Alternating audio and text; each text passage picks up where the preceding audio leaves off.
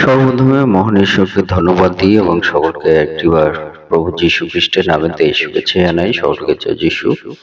আসুন আজকে আমরা ঈশ্বর বাক্য শুনি। ঈশ্বর তিনি মঙ্গলময়, সে বিষয় নিয়ে আজকে আমরা ঈশ্বর বাক্য আলোচনা করব। গীতসংগীত 142 পদ। সদাপ্রভু সকলের পক্ষে মঙ্গলময়, তাহার করুণা তাহার কৃত সমস্ত পদার্থের উপরে আছে। এই শতবাক্যে আমাদের প্রত্যেককে আশীর্বাদ যুক্ত করুন, আমেন। স্বর্গের পিতা, প্রেমময় প্রভু, মঙ্গলময় ঈশ্বর, তোমার মহানামে ধন্যবাদ দিই, তোমার গৌরব এবং তোমার প্রশংসা দিই। প্রভু, আজকে এই সুন্দর দিন দিয়েছ, আর এই দিনে তোমার চরণতলে আমাদের জীবনের সমস্ত ভার রাখি। প্রভু, এই পবিত্র দিনে তোমার পবিত্র আত্মার স্পর্শ তুমি আমাদের জীবনে দাও, এবং প্রভু গো, তোমার যে বাক্য, সে বাক্যের মধ্য দিয়ে তুমি আমাদের জীবনে কথা বলো। সঙ্গে থাকো, এই প্রার্থনা প্রভু যীশু নাম চাই, আমেন। আজকে আমরা দেখি আমাদের পিতা ঈশ্বর, তিনি আমাদেরকে বলেন তিনি মঙ্গলময় ঈশ্বর, এবং তার মঙ্গলময়তা ঈশ্বর তিনি বলেন যে তাহার সমস্ত সৃষ্টির উপরে তিনি কিন্তু তার মঙ্গলময়তা, তার দয়া, তার করুণা তিনি প্রকাশ করেছেন। হালেলুয়া। আমরা এই জগতে যা কিছু আমরা ব্যবহার করছি, সমস্ত কিছুর মধ্যে দিয়ে কিন্তু ঈশ্বরের সেই স্পর্শ আছে, ঈশ্বরের দয়া আছে, ঈশ্বরের করুণা আছে, আর সেই সমস্ত নিয়েই কিন্তু আমরা চলছি। তাই পিতা ঈশ্বর তিনি কিন্তু মঙ্গলময় ঈশ্বর, তিনি আমাদেরকে প্রতিনিয়ত সেই দয়া করুণা করছেন। এবং সে পিতা ঈশ্বর তিনি আমাদের মঙ্গলময় ঈশ্বর। কেন? কারণ তিনি সংকটের সময়, বিপদের সময় তিনি আমাদের জীবনে মঙ্গল স্বরূপ হয়ে তিনি আমাদেরকে দয়া করেন। যখন আমরা সংকটের সময় আমরা তার চরণতলে আসি, তিনি আমাদের সেই সময় দয়া করেন, তিনি আমাদেরকে সেই সময় আমাদেরকে করুণা করেন, এবং সেইভাবে পিতা ঈশ্বর কিন্তু তিনি আমাদের জীবনে মঙ্গলময়তা ঈশ্বর। হালেলুয়া। যখন আমরা তার কাছে আমরা ডাকি তাকে, তার চরণতলে আমরা আসি, তিনি আমাদের সেই সময় কিন্তু সেই সংকট হইতে তিনি আমাদেরকে উদ্ধার, তিনি আমাদেরকে পরিত্রাণ, তিনি আমাদেরকে রক্ষা করেন, আর সেইভাবে কিন্তু তিনি আমাদের জীবনে মঙ্গলময় ঈশ্বর হয়ে আমাদের জীবনে কার্য করেন। হালেলুয়া। তাই বাক্যে পিতা ঈশ্বর বলেন, নহুম 13 অধ্যায় 7 পদে, যে সদাপ্রভু মঙ্গল স্বরূপ, সংকটের দিনে তিনি দুর্গ, আর যাহারা তাহার শরণ লয় তিনি তাহাদিগকে জানেন। আমেন। হালেলুয়া। এবং পিতা ঈশ্বর তিনি আমাদের মঙ্গলময় ঈশ্বর, কারণ গীতসংগীতে 36 অধ্যায় 6-7 পদে বলে, তোমার ধর্মশীলতা ঈশ্বরের পর্বত সমূহের তুল্য, তোমার শাসন সকল মহাজলধি স্বরূপ। সদাপ্রভু তুমি মনুষ্য পশু রক্ষা করিয়া থাকো। হে ঈশ্বর, তোমার দয়া কেমন বহুমূল্য, মনুষ্য সন্তানবর্গ তোমার পক্ষছায়া নিচে শরণ লয়। আমেন। হালেলুয়া। অর্থাৎ আমাদের পিতা ঈশ্বর তিনি আমাদের মঙ্গলময় ঈশ্বর।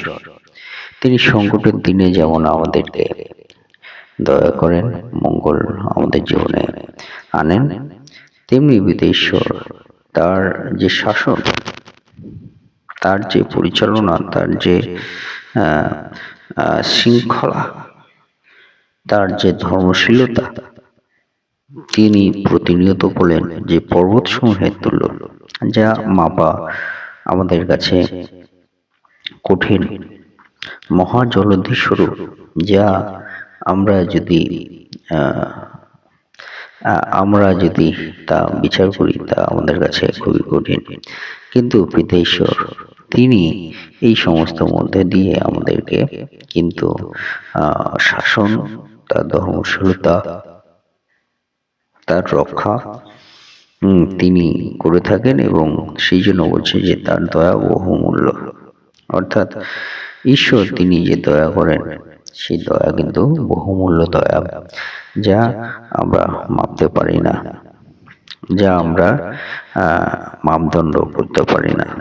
পিতা ঈশ্বর এই দয়া কিন্তু আমাদের জীবনে দান করেন। যেমন তার পক্ষ ছায়ার নিচে আমরা শরণ নিয়ে থাকি প্রতিনিয়ত, আর সেইভাবে পিতা ঈশ্বর কিন্তু তিনি আমাদের জীবনে মঙ্গলময় ঈশ্বর, এবং তার যে মঙ্গলময়তা তা অপরিসীম আমাদের কাছে। এবং প্রেরিত তার 14 অধ্যায় 17 পদে পিতা ঈশ্বর বলেন, তথাপি তিনি আপনাকে সাক্ষ্যবিহীন রাখেন নাই, কেননা তিনি মঙ্গল করিতেছেন আকাশ হইতে আপনাদিগকে বৃষ্টি এবং ফলোৎপাদক ঋতুগণ দিয়া ভক্ষের এবং আনন্দে আপনাদের হৃদয় পরিতৃপ্ত করিয়া আসিতেছেন। Amen, hallelujah. অর্থাৎ পিতা ঈশ্বর তিনি মঙ্গলময় ঈশ্বর, তার সাক্ষ্য তিনি কিন্তু আমাদের জীবনে প্রতিনিয়ত দিয়ে রাখেন। তার যে অস্তিত্ব, তার যে দয়া, তিনি কিন্তু আমাদের জীবনে প্রতিনিয়ত দিয়ে রাখেন। যারা পিতা ঈশ্বর দয়া চান না, তাদেরকেও কিন্তু পিতা ঈশ্বর প্রতিনিয়ত তার দয়া তিনি দিয়ে রাখেন।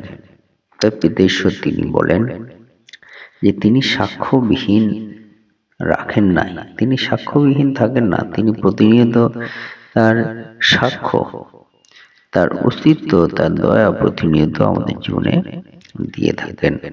পিতা ঈশ্বর তিনি সে বিষয়ে বলছেন।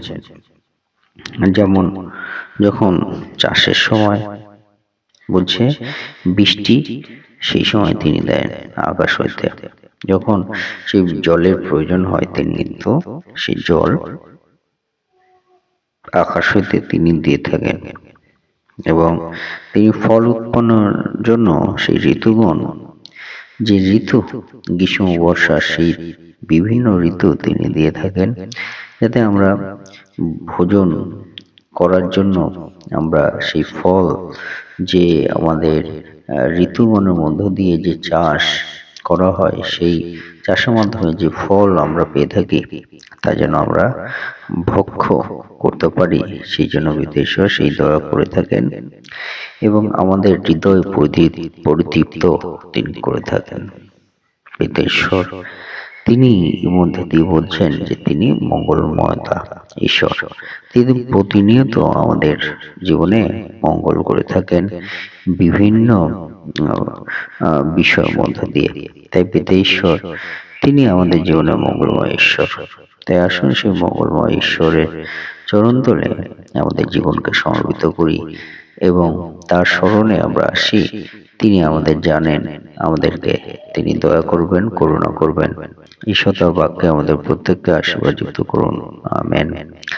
হে আমাদের স্বর্গস্থ পিতা, তোমার নাম পবিত্র বলিয়া মান্য হোক, তোমার রাজ্য আসুক, তোমার ইচ্ছা যেমন স্বর্গে তেমন এই পৃথিবীতে সিদ্ধ হোক।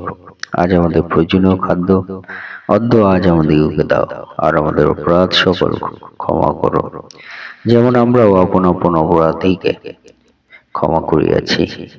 আর আমাদেরকে পরীক্ষাতে আনিও না, কিন্তু মন্দ হইতে রক্ষা করো, কারণ রাজ্য, পরাক্রম ও মহিমা যুগে যুগে তোমারই হোক।